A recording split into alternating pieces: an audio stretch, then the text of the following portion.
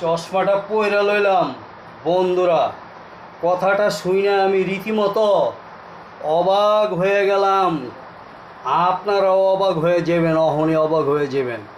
শুনবেন তো, থাকবেন তো, নাকি ভিডিও স্ক্রিন করে বাগবেন? বাগলে বাগেন গা, আমার কি ইচ্ছে, আমার কোনের কাম তো আমি কুই যামু, চান্দিটা আমাকে গরম হয়ে গেছে গা। কথাটা শুই না, বুঝছেন? শোনেন বন্ধুরা,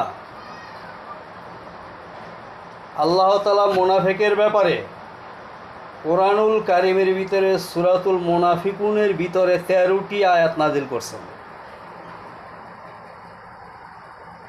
কাফেরদের জন্য একটি আয়াত নাজিল করছেন।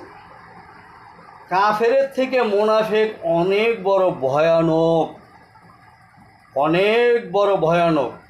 এই মোনাফেকের দ্বারাই ইসলামের সবচেয়ে বেশি ক্ষতি হয়েছে। নবীর যুগেও হয়েছে, সাহাবা আজমাইনদের যুগেও হয়েছে, তাবেঈনদের যুগেও হয়েছে, এখনও হইতেছে।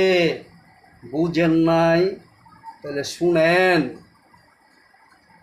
ইসলামের সর্বশেষ বাদশাহ যিনি ছিলেন সালাউদ্দিন আইয়ুবী রহমতুল্লাহ আলাইহি, তিনি সর্বশেষ বাইতুল মুকাদ্দাস মসজিদ ইহুদির থেকে যুদ্ধের মাধ্যমে জয় করেছিলেন।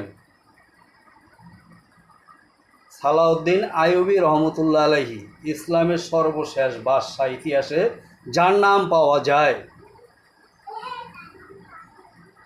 বাইতুল মুকাদ্দাস অর্থাৎ মসজিদুল আকসা যেটাকে আমরা বলি, বিজয় কইরাও তিনি খুশি হননি, কারণ তিনি জানতেন বেশি দিন এই মসজিদ তাদের ক্ষমতার আওতায় থাকবে না। কারণ সালাউদ্দিন আইয়ুবী রহমতুল্লাহ আলাইহির রাজ দরবারের বিশেষ বিশেষ জায়গায় কিছু মুখোশধারী আলেম মুনাফেক সেট করা ছিল। এটা সালাউদ্দিন আইয়ুবী রহমতুল্লাহ আলাইহি বুঝতে পারছে।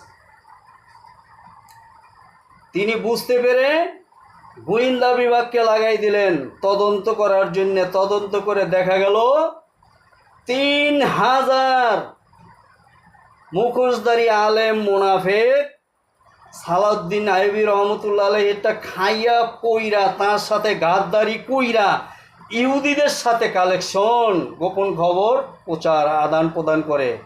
সালাউদ্দিন আইয়ুবী